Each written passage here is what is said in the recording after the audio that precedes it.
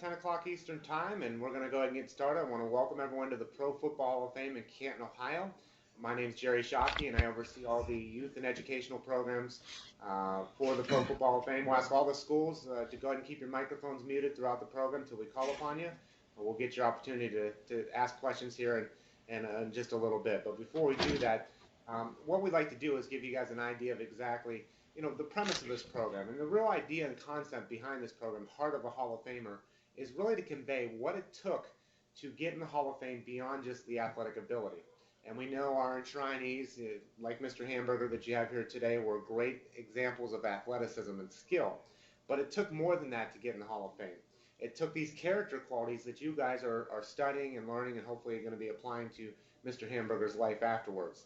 The trustworthiness, respect, responsibility, fairness, caring, and citizenship.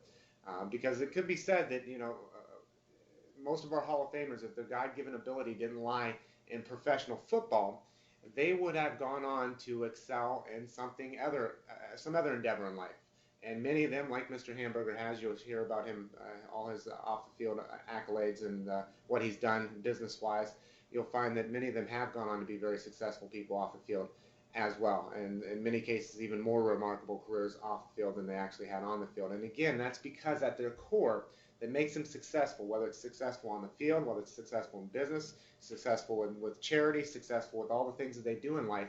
It's those core character elements that define who they are. So you guys have the wonderful opportunity to ask one of the greatest football players ever in NFL history to ask questions of what obstacles he faced when he was, your age, or what character qualities he thinks the most important, or all these types of questions. You'll have plenty of time to be able to ask those questions. But before we get started we're going to ask Mr. Hanbuger to have his opening remarks here in just a few minutes. Before we do that, I do need to recognize all the folks that are involved that help make this possible. And first of all, we do have to recognize our friends there at Darlington County and the school district and South Carolina there, Chad Hughley and Diane Sigmund. They are the folks that are opening their doors to Mr. Hanbuger and allowing them to use their facilities. So just a big thank you to all the administration, all the folks there at Darlington County School District for making this possible. Without you, this program today wouldn't have been possible. We also have to thank our friends at eTech Ohio and Columbus through our State Department of Education, Josh and Mark and Paul and those folks. Many of you have spoken with them on the phone, the friendly voices there in Columbus, Ohio, helping you get connected and troubleshooting any problems. Thank you very much, eTech. We have to thank, obviously, the teachers here today, all the folks that are involved, whether it's the tech coordinators, the coordinators, the teachers, all the folks that are involved to make this one broadcast possible. Thank you very much for all your efforts in preparing your students for this. And then last but definitely not least, we have to thank the students because obviously you guys are going to be the real stars of the show today. You are the ones going to be asking the questions that are really going to drive the program today. So with that being said, what I would like to do, what we like to always do, is give students an opportunity to give a shout out for your school. In just a moment, I'm going to call on each school, and at that time when I call on your school, you can unmute your microphone and feel free to give a shout out. I see, I think that's on camera right now that I'm seeing is Wiggins Place. So all the schools across, just a minute, Wiggins Place, though, before you unmute your microphone. All the schools, please, close your doors, I guess, and I apologize for allowing your students to shout out a little bit in your classrooms. Hopefully it's not too distracting. But we're going to start first right there with Mr. Hanbuger, and they're sitting right around Mr. Hanbuger. Darlington School District, Mr. Hanbuger, if you want to plug your ears for a second. Darlington School District, do you want to go and give a shout out for your school? Go and give a cheer. Oh, no. Okay. You go. And go, darling. Oh. Then go Darlington High School on three. Woo, Darlington! 1, 2, 3. Go Darlington High School! Okay, perfect. Thank you very much. Appreciate that. Thank you, Darlington. And next we're going to go to, they weren't connected yet. We'll see if they are there. Technology High School in Newark, New Jersey.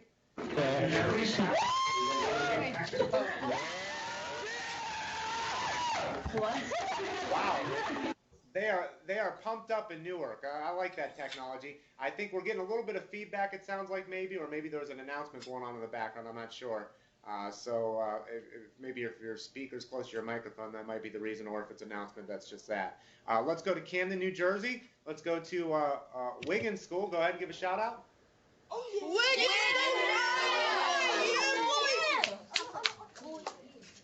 Okay, thank you, Wiggins. Thank you, Wiggins. And then Let's go to Tennessee. Let's go to Greenback High School.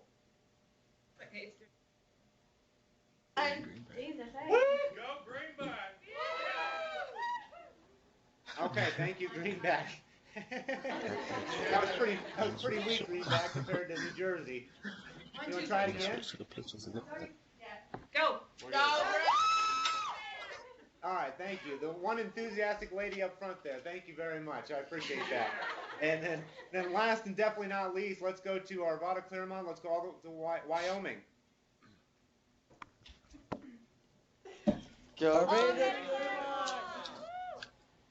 Okay. Should we try that again? That might have been more pathetic than Tennessee. Try it again. All right, very good. Thank you. Thank you very much. Appreciate all the schools for tuning in here today. If we can remind all the schools to please keep your microphones muted throughout the program until we call upon you.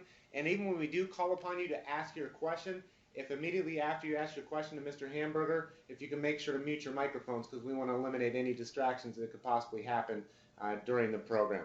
So with that being said, what I would like to do is go ahead and introduce our featured speaker here today, and that's Mr. Chris Hanbuger from the class of 2011. Selected in the 18th round, he was the 245th player overall by Washington in 1965. He was an integral part of the dominant Redskins team of the 1970s. He was selected first team All-NFL 4 times in a 5-season span from 1972 to 1976. He was named All-Eastern Conference in 1968 and 69. He was All-NFC 6 times in 7 seasons from 1970 to 1976. He was voted to 9 Pro Bowls, registered 19 career interceptions, had 3 career fumble recoveries for touchdowns, an NFL record at the time of his retirement, and he was born in Fort Bragg, North Carolina. So that's a little bit about his on-the-field achievements, but let's look at a few things that he's done off the field. First of all, his primary focus, he was tied up in the auto industry, and he had Chris Hanbuger Ford for about 12 years that he was involved with. So obviously a successful football player, but obviously a successful businessman, being an owner or operator of a dealership. He was also involved with farming. He was a general manager at Ford and Kubota Tractor. He's got a roofing and siding company that he had for a while, and also had his real estate license. So he's kind of dabbled in a lot of different areas. But obviously you can listen, as you listen to some of the things that he's done, he's obviously a handyman, so to speak. He was a part of the USO tours the National Football League did back in the 60s and 70s with Vietnam. So he took us a trip over to Vietnam to speak with troops and things like that, a program that the NFL was doing at that time. And he's been involved with a number of charitable organizations. And if I give you an insight into a little bit about Mr. Hanbuger here, is that as we tried to ask him what charities he worked with, he said he doesn't really like to, he doesn't like to tout that kind of stuff. He just does it. It kind of a walk the walk, not talk the talk type of person. So, and I think you'll probably gather that here today as he starts talking. But before we ask Mr. Hanbuger to have his opening remarks, what I'd like to do is show you guys a quick video of his playing career. 2011 Hall of Fame inductee Chris Hanbuger was best known as a ferocious tackler and leader of the late 60s and 70s Washington Redskins defense. He was selected first-team All-Pro at linebacker 4 times in a 5-season span from 1972 through 1976 and earned Pro Bowl honors 9 times in his 14-year career. Hanbuger is the 22nd Washington Redskin to be elected to the Hall of Fame. Okay, if you can all unmute your microphones, all the schools, and join me in giving a warm round of applause to Pro Football Hall of Famer, Mr. Chris Hanbuger.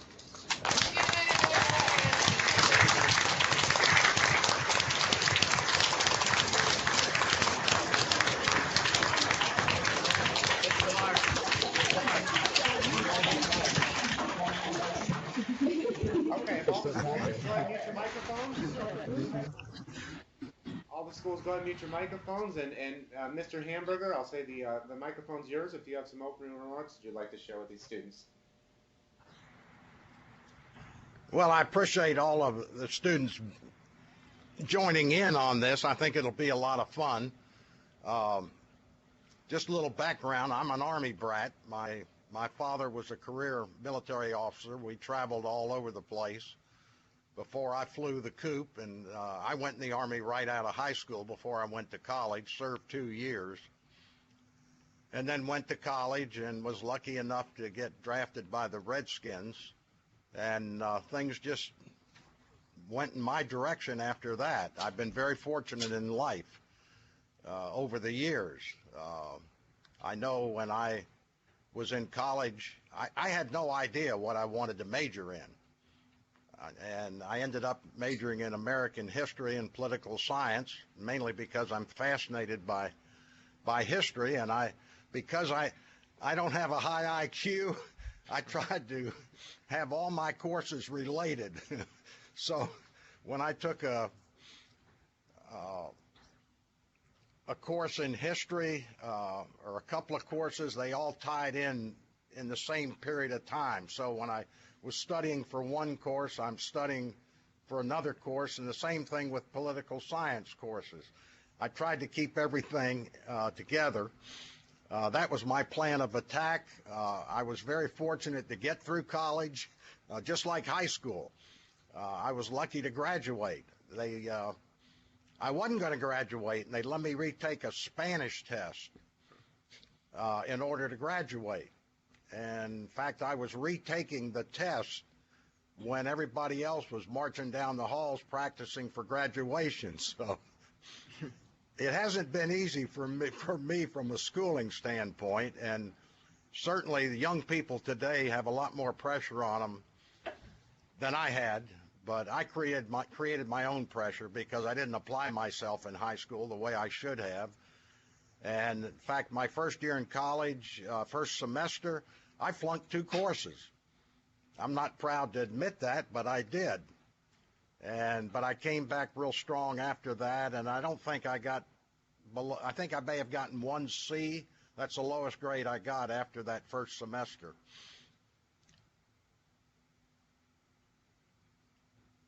Okay, all right, and listening to that, as you guys hear, I don't want to repeat what he said, but obviously one of the things he said at the beginning, he didn't have a high IQ. I think that's probably just something that he says. Obviously, to be a football player and to get through college, obviously you have to have somewhat of an IQ. But you heard is that he learned, he grew up, he matured, and those are the things that we can talk about today through this program is applying ourselves. I'm sure the student he was his freshman year that he flunked 2 courses was a different student, as he said, that went on to his sophomore, junior, and senior year. And I guarantee you, one of the components that was integral to that transition was that I bet you he was better prepared. I bet you he studied harder, worked harder, and things like that. So what we're going to have the opportunity here for you guys to do today is, again, we're going to go in the order of the students right there in Darlington that are sitting. You guys can see their heads on camera there.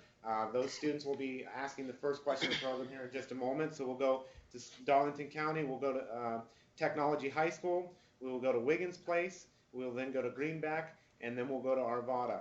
We'll go in that order, and we'll rotate through as many times as we can. Again, I do want to remind the schools that make sure that you mute your microphones. Obviously, Darlington, don't mute your microphones. But the rest of the students, please make sure to mute your microphones throughout the broadcast, just so we can eliminate any distractions throughout the program. And again, I want to remind you guys, again, you're talking to one of the greatest football players ever. There have been 25,000 men that have laced up in the NFL since it started in 1920 here in Canton, Ohio. Out of those 25,000, there are only 273 members of the Pro Football Hall of Fame. And out of those 273, only 230 or 240 are actually players. So you get an idea of how big of an honor and how great of a football player that Mr. Hanbuger was, and you saw a little bit of his highlights. So I encourage you to ask those questions of him, those challenging, thought-provoking questions, because I think you'll find that in many ways, I know times have changed when he grew up to what you guys are growing up today, but I guarantee you that we'll convey today that that he was just like you guys. He was just like you guys growing up. So with that being said, what we're going to do is first start off with the students right there in Darlington with your heads popped there on the screen. Go ahead and if you want to start the program off with asking a question.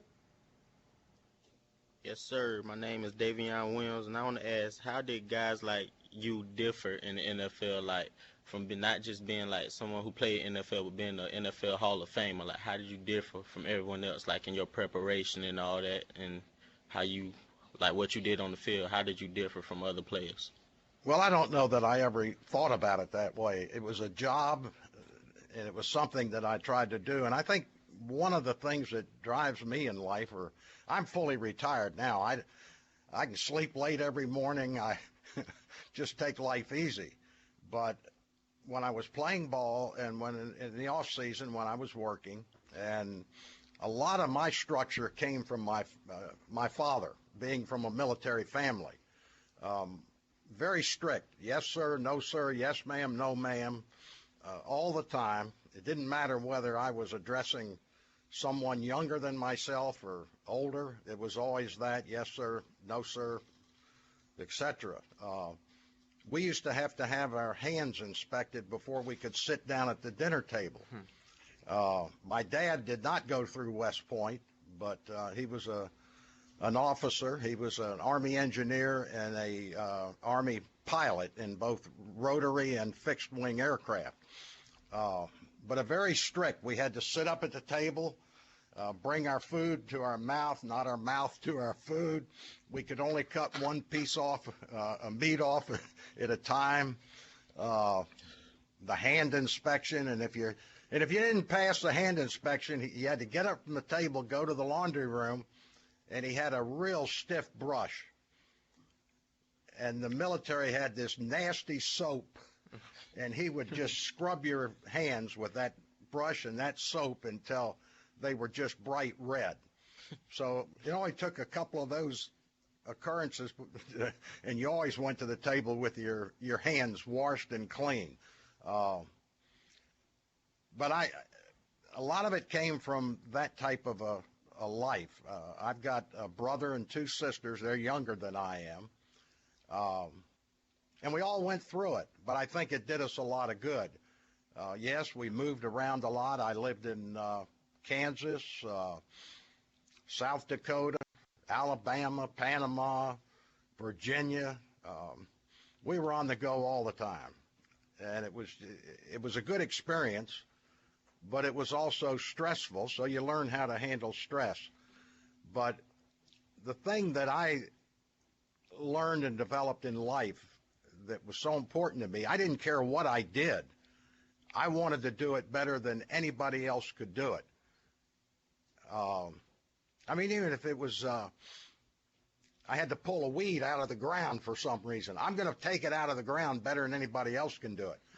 And that's hard to have that attitude every day, but it's something I think is so important that whatever you do in life, just set your goal that, hey, I'm going to do this better than anybody else can do it. And you're not going to achieve that each and every time, believe me, but you're going to be a better person for applying yourself in that direction and trying to reach a goal. The Hall of Fame, me being a ball player, I never gave it any thought. I've always said that there are a lot of men that played before I did. There's men that I played with and against, and there's men playing now that'll never get nominated, let alone get inducted into the Hall of Fame. And so a lot of it's luck. I mean, I was very fortunate to be drafted when I was 18th round. What are my chances? Not real good. But my attitude was, hey, I'm going to go and give it a shot, and it's going to be the best shot I can give. And if it works out, it works out. And if it doesn't, then I'll find something else to do and apply myself with the same attitude. I'm going to try to be the best that I can be. So I think they're getting elected into the Hall of Fame. If I had my way, anybody that played professional football would automatically get put into the Hall of Fame. And that attitude of do it better than anyone else, I mean, that's something that you guys can apply in all facets of your life, whether it's taking a test in your classroom, whether it's being the best brother or sister, the best child, whatever it might be, that's an attitude that you can take in all facets of life. So thank you. Great question to start off the program there, Darlington. Let's go to Newark, New Jersey, Technology High School. Go ahead with your question.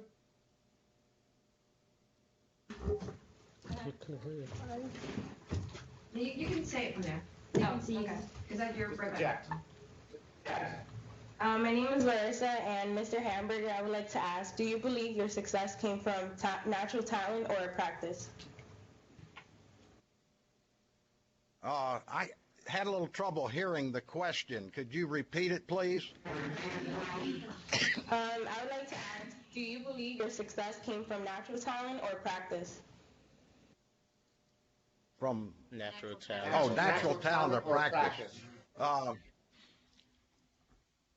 Probably a little bit of both. I was I was a wild child. Let me tell you that. I've always been involved in athletics, and I think just being in the military, from a military family, and a strict background, had a lot to do in developing. I mean, I did everything that y'all have probably done in life, but I've probably done a lot more and gotten a lot more trouble than y'all have gotten in. I have to tell you, I happened to spend a little bit of time in South Dakota. You'll get a kick out of this story.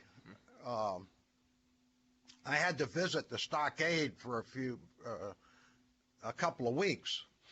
Not a pleasant experience. They didn't lock the cell, but what happened, we used to ride horses out there every day, just about. And they had these big control towers because it was an Air Force base. And my dad, even though he was in the Army, was assigned there to lengthen runways, build quick response hangars for the fighter jets, put in sanitation systems and things like that, road construction. Well, the two sons of the commanding general and myself, we were riding one day, and we decided to visit one of those control towers that were unoccupied when they have air games. We climbed up in there, and we activated a lot of things that shouldn't have been activated. And the next thing we knew, we had some military police visiting us. And they talked to the commanding general about his sons first. Then they called my dad, and my dad wanted to know what was going on with the commanding general and his sons, and he was told, well, they're just going to leave him. He's just going to leave him here for a while. So I got stuck there for a while. So, and I got in some other trouble along the way, quite a bit, to be honest with you. But I think really that it's a combination. I did a lot as a young person to stay physically fit. And I think that, so I had some natural talent for the game of football. I did play baseball. I'm a horrible basketball player. I can play good defense, but I can't shoot worth a hoot. And we used to play charity games when I was playing pro ball, and the other team would never cover me when we had the ball because I knew I couldn't hit a basket at all. But I think that it was a combination. I had some natural talent, and then I just improved on that when I started playing football, and it just developed and got better as I went along. But once you get going with it in college, and even in high school, college, and the pros, it's a simple game. We tend to make it, I think, too complicated sometimes, but as long as you use that little thing that's up inside here and put it to use properly, you can excel a lot more than you think you can. Great question there, technology. Let's stay in New Jersey. Let's go to Camden at Wiggins School. Go ahead.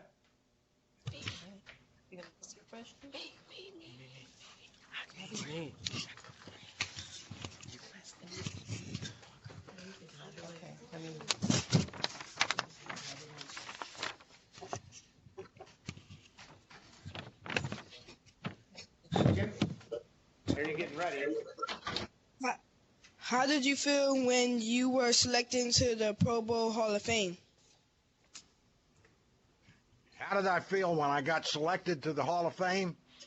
Well, it was Yes. kind of funny. I found out the night before the Super Bowl game, uh, and the first thought that crossed my mind was after I heard the announcement on TV like everybody else did. That came out, I think it was on a Saturday night or whenever it was.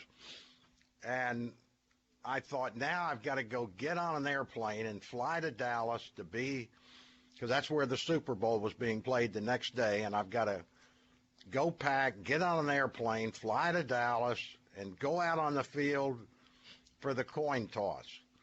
That is not something that I was excited about, but I was extremely honored and excited about being elected into the Hall of Fame. But I sure didn't want to have to go down there and go out on the field for the coin toss. And I tell you, one of the neatest things for me, when I was down there, we were on the field, and we were on the Steelers sideline before the coin toss. And Mike Tomlin, who's the coach of the Steelers, I'd never met him before, but he grabbed one of the folks from the Hall of Fame and had them introduce us.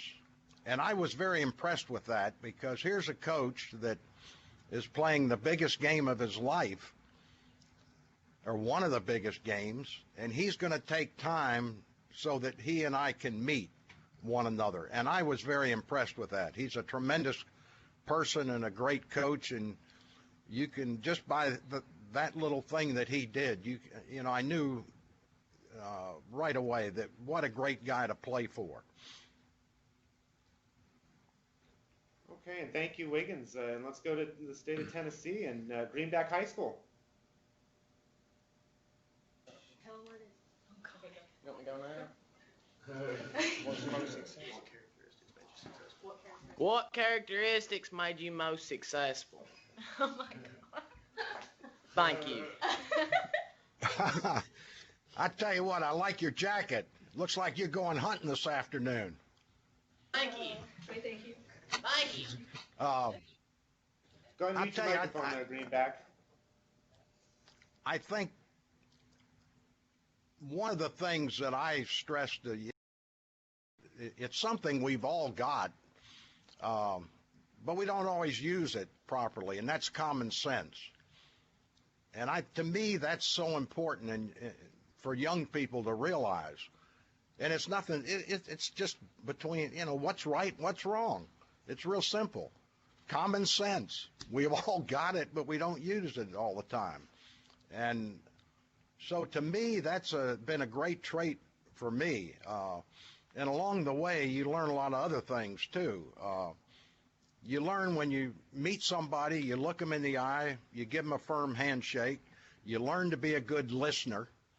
I've always felt that, and I've seen it in business, where you've got somebody that is talking, and the person they're talking to starts interrupting them and asking them questions, and you don't do that. You know, there's so many little things that you can develop in life that are so beneficial. Let the person talking finish talking, and as they're talking, you absorb what they're saying, and then you form your questions that you want to ask them once they get through talking. But don't interrupt them. Let them say everything they have to say, and you look people in the eye when you're talking with them. I went to college with a guy, played college ball with him, and it was so funny because every time he'd talk to you, he'd look up in the air like that, and we used to tease him about it, and I bet you to this day he's still doing it. But you just learn a lot of little things along the way, and you put those to use in life, and you can't help but be successful. And thank you, Tennessee. And I know for some of the schools out there, you might be seeing a little video issue. I will get to the bottom of that. We'll see what's going on with that. There's a little jump in the image that you guys are probably seeing. So I'll see if we can troubleshoot that while Arvada in Wyoming. If you want to go ahead with your next question, and I'll see if I can call the folks in Columbus and see what that is. All right. I'm Gage Bellis, and I would like to ask you, why does having good character matter? What difference will it make in my life? The what now? I don't hear real well, and I don't wear a hearing aid. Could you repeat that, please? Why does having good character matter? What differences will it make in my life? Well, I think you know the answer to that. You don't need me to tell you. Having good character can mean a lot of things to different people, but it's basically just doing the right thing all the time. That's what it boils down to. And don't let peer pressure push you in the wrong direction. And I think you young folks today have a lot more peer pressure on you than I ever had. But you have to learn, and it goes back to what I said earlier, common sense. It's character, and within character is a common sense. What's right, what's wrong? And what path do you want to follow? Do the right thing and do it that way all the time, and you'll never regret it. But it's so easy to bow down to peer pressure. I'm sure you run with a good group of people. There's probably some bad eggs in there too. And it's so easy to be a follower. But don't be a follower if it's the wrong thing. And just utilize that common sense. It's just like throwing the first punch. Yeah, I've been in some fights, but I've never thrown the first punch. And I've never lost a fight, I'll tell you that. But you learn you just have to learn how to deal with that kind of a situation. But I've always been one to respect other people totally. And you don't judge people by what they look like. Just remember that. And I think that's a big fallacy in our society. We look at people and we judge them prematurely, and a lot of it's done by what they look like. You judge people by what's inside of them. That's what's most important. For example, if you get into sales, and I've never understood this. I'm not a fancy person. I'm a basic person, always have been. And I've always wondered, and of course the people in the retail clothing business probably would hate me, but I think we ought to do away with coats and ties. I hate wearing a tie, always have. I hate wearing a coat. I'm proud to wear this coat, though, from the Hall of Fame. But I know when I was working, I used to just wear a year-round short sleeve shirt and a tie. I hated the tie, but that's what I wore. And I judge people by what's inside of them, not by what they look like. And you just have to, you don't judge them by how they dress, what kind of clothes they're wearing, or anything like that. It's just what's inside of them and how they present that to you. Then you make your judgment. And you know as well as I do that you have a tendency, when you see people that are afflicted with something, they're having trouble walking, for example, or somebody that's highly overweight, you tend to stare at them. And you wonder, why are they like that? And you judge them. That's not how you judge people. You judge by what's inside that person. That's the important thing. Okay, and thank you, Arvada. And let's go back to the students right there, and with Mr. Hanbuger, if you got another question there, go ahead. I want to go next. Shaq Johnson, I want to ask you, what were the main things that football taught you about life? Well, the main things that football taught me about life, well, the first thing it taught me was that I wanted to avoid getting hit out there. No, when I played, I'm not a big person, never have been. I was very small and still am. Right now, I weigh about 195 pounds. When I came in the league, I weighed about 195. I'd start training camp at 215, and by the halfway through the season, I'm down to 205, 200 pounds. So you learn how to survive, and you learn to use your abilities. That's what it boils down to. But you can survive in any atmosphere if you just apply yourself. And you always, you talk about players. You can take the top players like the Pro Bowl. And this last Pro Bowl, I didn't watch it, but a few plays of it. I don't watch football. I hate to tell you all that, but I don't have the patience to sit there and watch a game. So I only watch maybe a few plays, a quarter at the most, and that would be it. But you can take an all-pro team, the top guys in the league, and have them play a good football team, and they're going to lose. They're going to lose because it's important that everybody work together. And the other thing that's important in life is that you have to appreciate and respect other people's success. It's not about you. It's a team sport, and it's what everybody puts into it.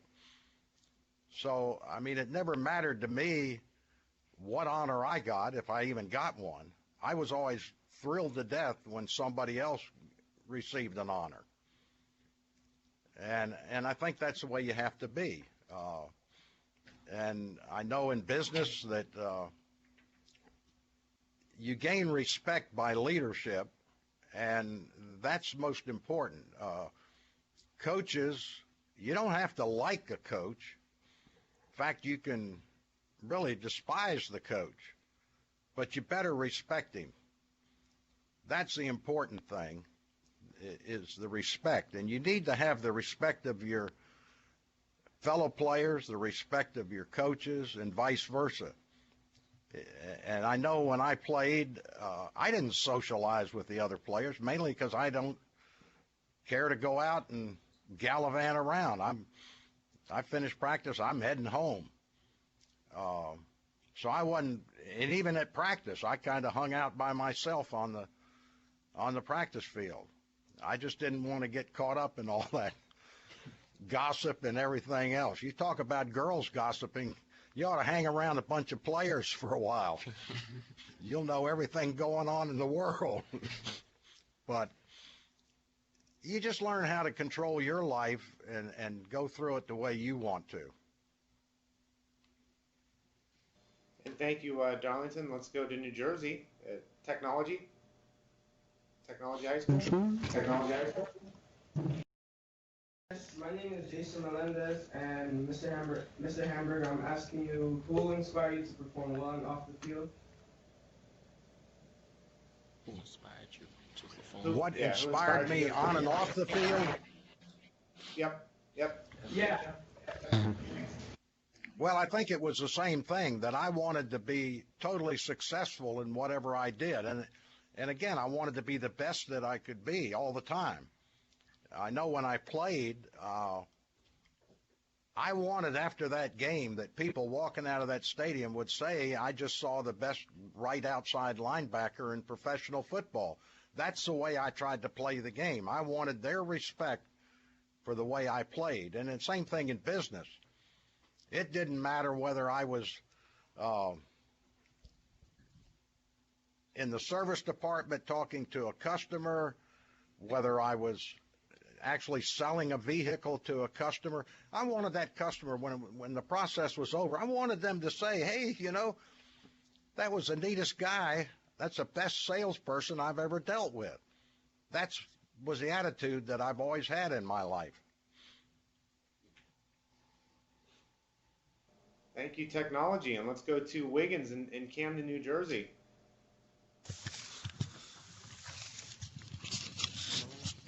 How did you feel when you lost the Super Bowl against the Steelers? Well, it wasn't the Steelers. We lost to Miami. And that was the year that Miami went undefeated. And we lost the game 14-7. It probably could have been a worse score than what it was. But it was kind of funny. No one expected us to go to the Super Bowl that year. And we got out there, and we had these people from the different sporting goods companies, and I won't mention names, but they came by wanting to give us travel bags and shirts and stuff, but The problem was that what they wanted to give us were the Dallas Cowboy colors, because everybody thought the Cowboys were going to go to the Super Bowl that year. And I think we were dejected. I mean, we were a little upset that we lost the game. We had opportunities to score, but we just couldn't do it. We played a very good football team that beat us very soundly that day. And that's going to happen. And you have to understand, in pro football, it doesn't matter whoever's favored. It's a crazy game, and anything can happen. And we just ran into a buzzsaw and got chopped up pretty good. But it was disappointing. And if I could throw something in there, Mr. Hanbuger, talking about that, you didn't win that Super Bowl. Not every player, as we talked about, doesn't go on to a Hall of Fame career. Not every student gets an A on the test. It doesn't mean that they didn't work as hard to achieve those things. It just means that for whatever reason, things just didn't work out. It doesn't mean that the Washington Redskins didn't work and prepare as hard as the Miami Dolphins for that Super Bowl. What do you have to say to those students that maybe work their tail off and end up disappointed because they got a B instead of an A or something like that? Well, you just keep trying. You don't give up.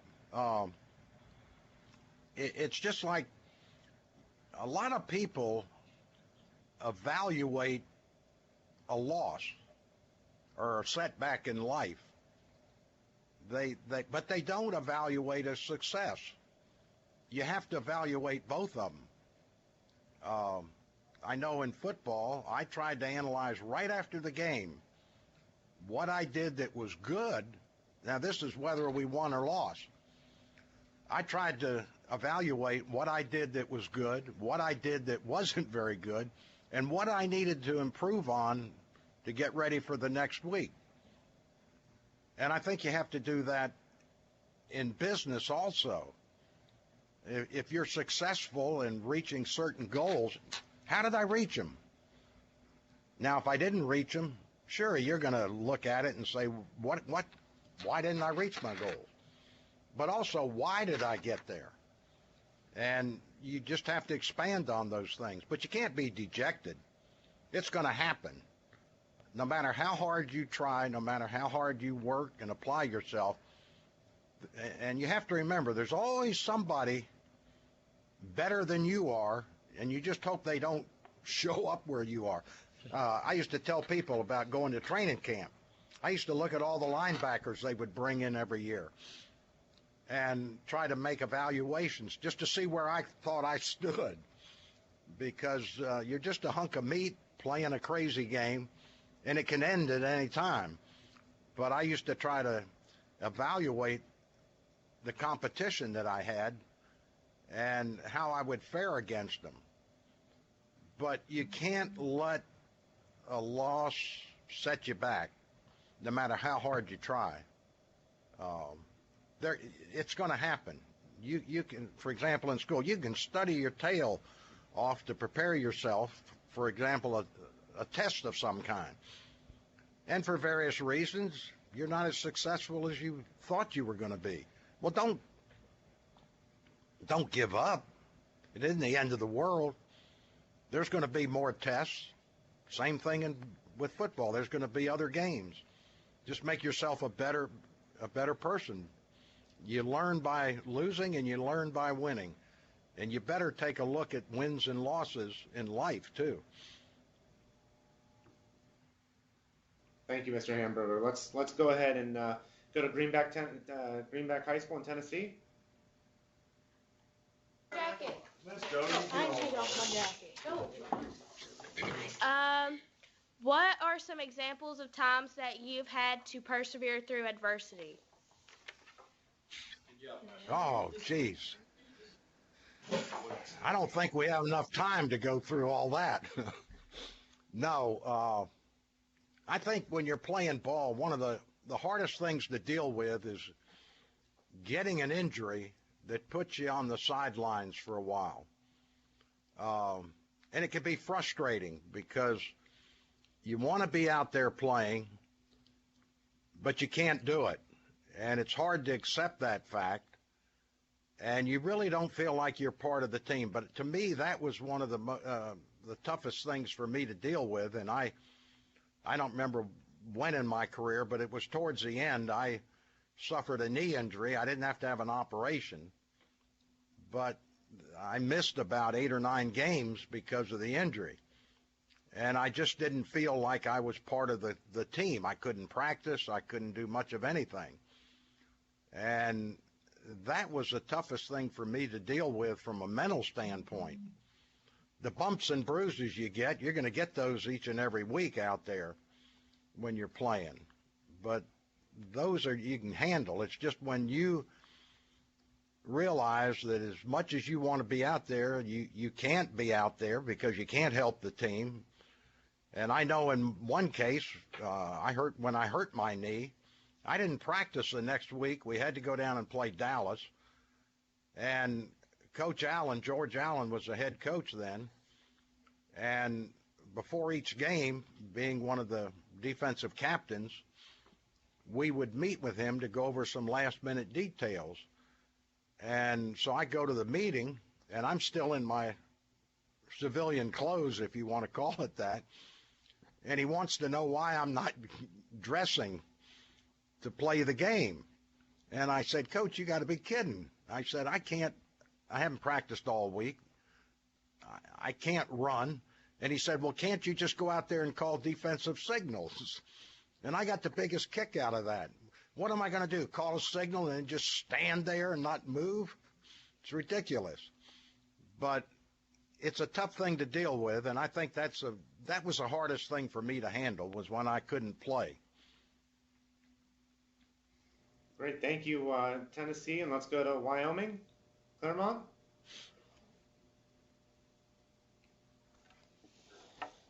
Okay, what happens to people who choose not to demonstrate good character? Well, it's pretty simple. You're going to end up in a lot of trouble, I think, without any question. And character can encompass a lot of things, without a doubt. But again, it boils down to what I've said before, utilizing common sense. If you use common sense in life, you're going to develop good character. And it's so easy, believe me, it's so easy to be distracted and do things that you shouldn't be doing because you want to be accepted by everybody around you. And that's where you get in trouble. So, I mean, you guys have got the sheets that tell you about character, but it goes beyond just what's on that sheet. It's basically just being a good person all the time and getting involved with things that are positive. And, Mr. Hanbuger's touched on this a couple times now throughout his remarks, and one of the things to think about in your life, too, is that one thing that seems to reoccur with all these, we've done this 25 times now with our Hall of Famers, it seems to be one of the reoccurring themes is surrounding yourselves with positive people. If you want to be the best football player, you surround yourselves with great football players. If you want to be the best science student, surround yourselves with great science students. Keep that environment. There are some people in your life that you don't have a choice, so to speak, of who's in your life. But you do have a lot of choices in life of who you can surround yourselves with to help you achieve success.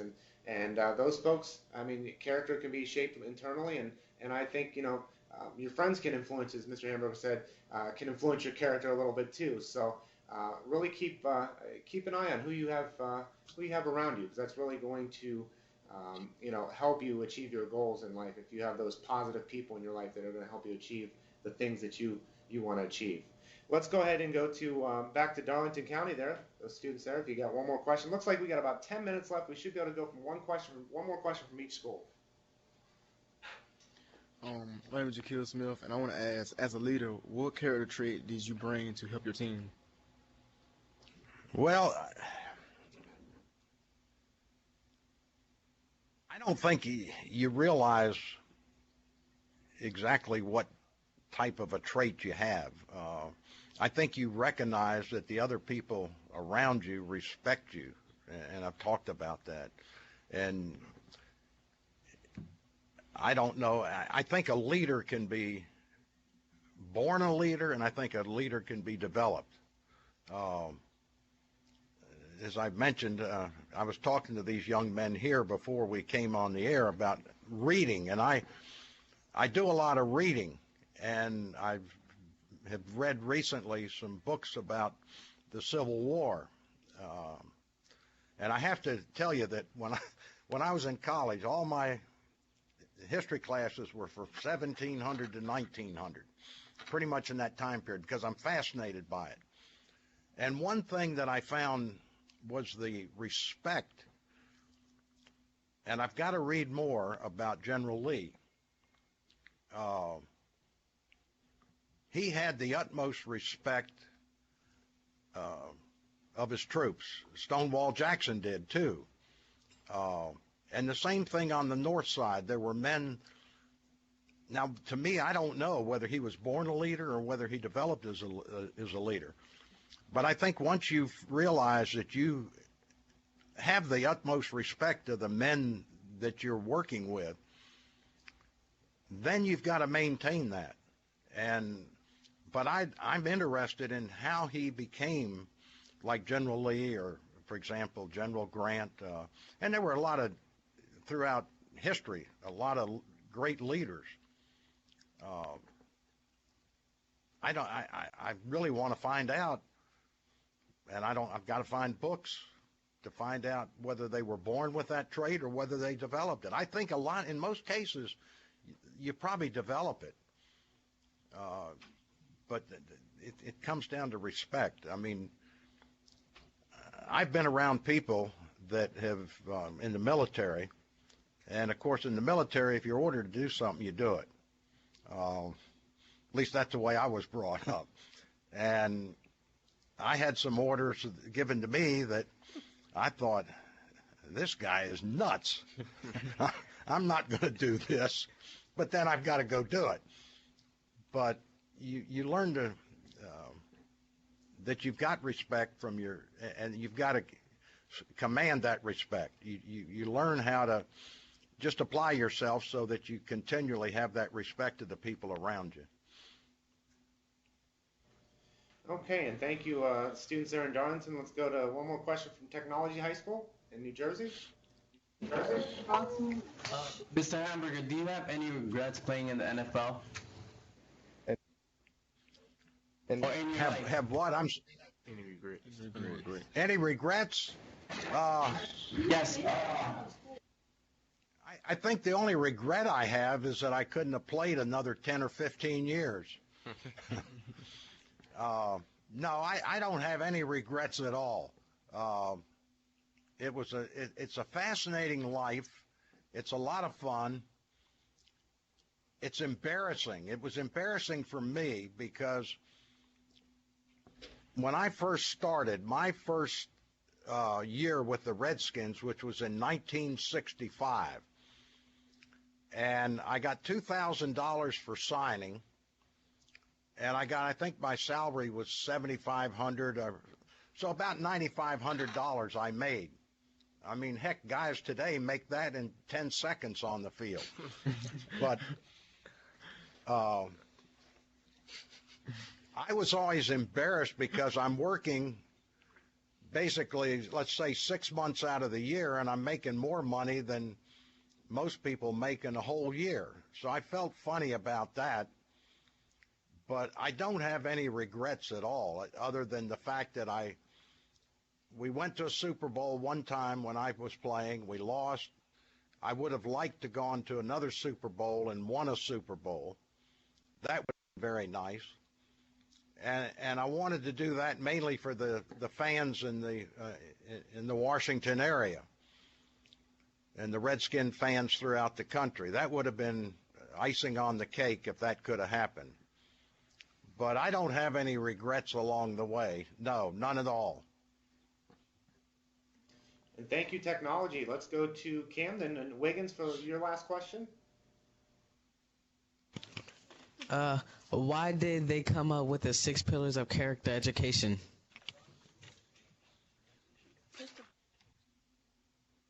Why did they come out with that? Okay. Now it's right. Yes. Why did they come up with the 6 pillars of character education? Well, I don't know the answer to that, but I've read through the pillars, and I don't find anything wrong with them. I think they ought to throw common sense in there, though, because that's what makes the world go around, and I think you could apply common sense to each one of the pillars. There's no sense talking about character if you're not going to utilize common sense. It's that simple. But all of those pillars can really be instrumental in your development in life. And I just, I hate to see young people today, and like I've mentioned, you guys and girls are exposed to so much more that can be detrimental to you achieving what you want to in life. And you can't fall prey to the detriments. You've got to overcome that. And that's why it's so important. And for young athletes, both girls and boys, I would tell you, don't look forward or count on thinking that you're going to become a professional athlete in any sport, because the education is so very, very important, especially a high school education.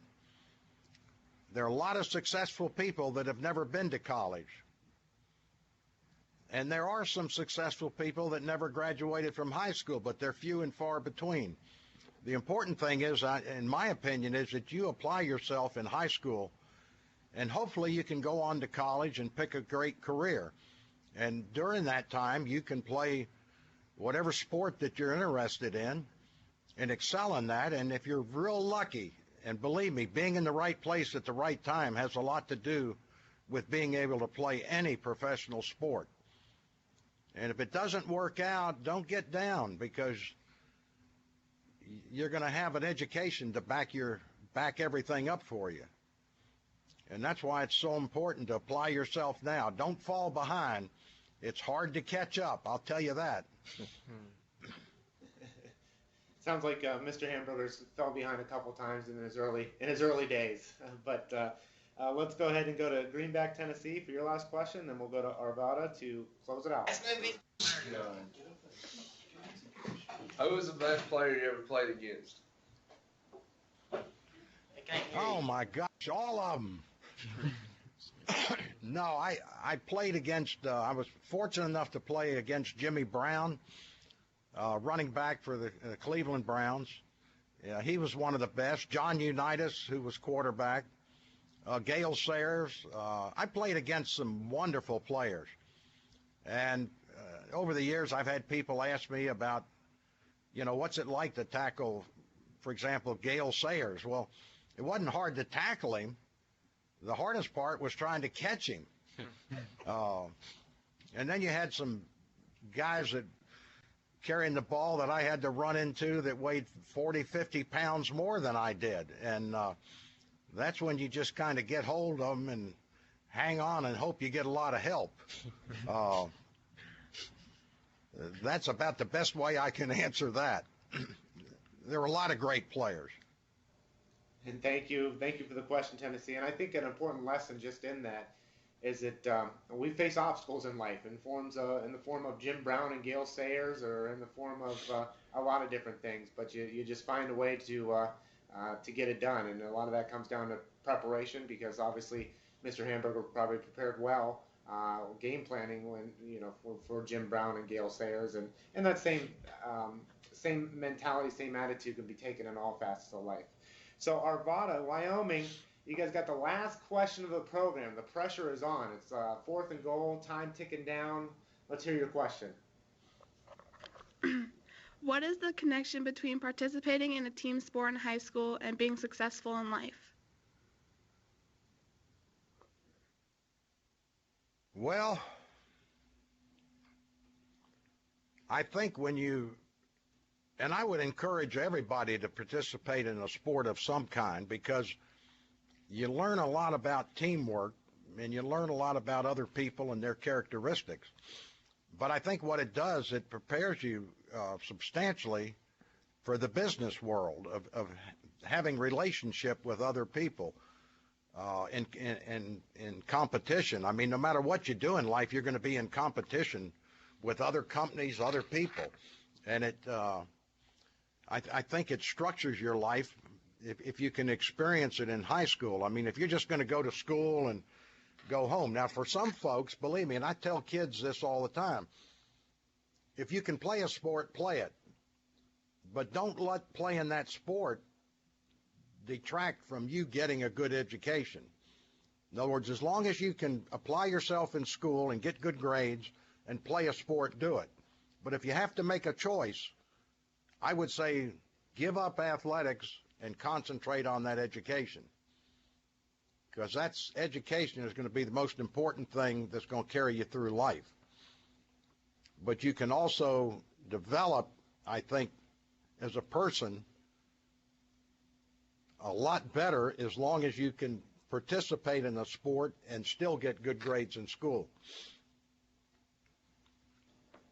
Okay, and thank you very much. That got me thinking there about it. That was a great question. So very, very thought-provoking question. Now, Mr. Hanbuger, I know we've touched on a lot of things. We've got just a minute or two left before we have to get the schools moving.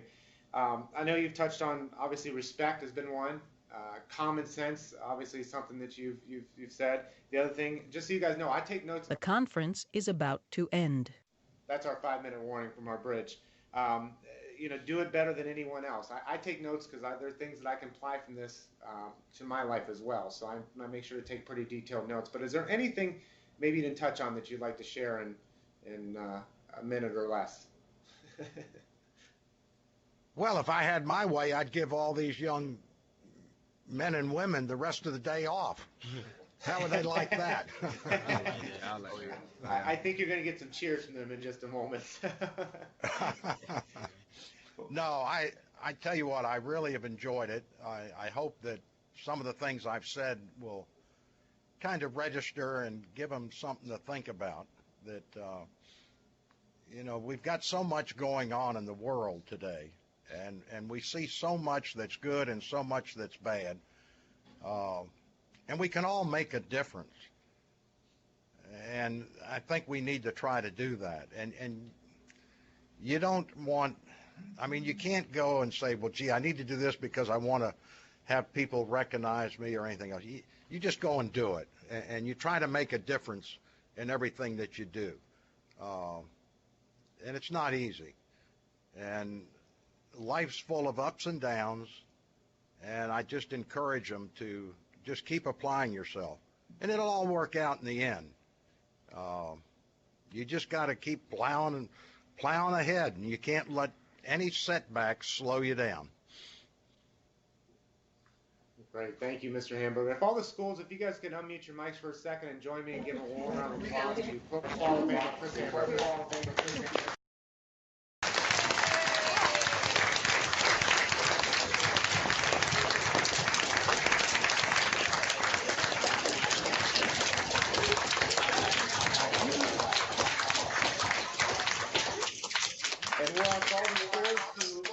Unmute your microphones there. I just want to say, first and foremost, Mr. Hanbuger, thank you for taking time out of, I guess you're not so busy day anymore since you're retired. You could have slept in, though. I guess you had the choice of doing that. But just want to say thank you on behalf of the Hall of Fame, from Steve Perry and Joe Horrigan down to all of us here on our Board of Trustees. Thank you for taking this opportunity to share your message with students. I think a message that was very clear to them, how you achieved success both on and off the field. We need to say, again, thanks, Diane and Chad there at Darlington School District. Thank you for all your help in making this connection possible, the friends at eTech. All those teachers and schools and students, thank you for all the hard work. You guys had some fantastic questions today. Thank you very much. I think it really drove the program the direction that we wanted it to today. So thank you for your preparation. And this concludes our program. Take care, and hopefully we'll see you in Canton, Ohio someday. Take care.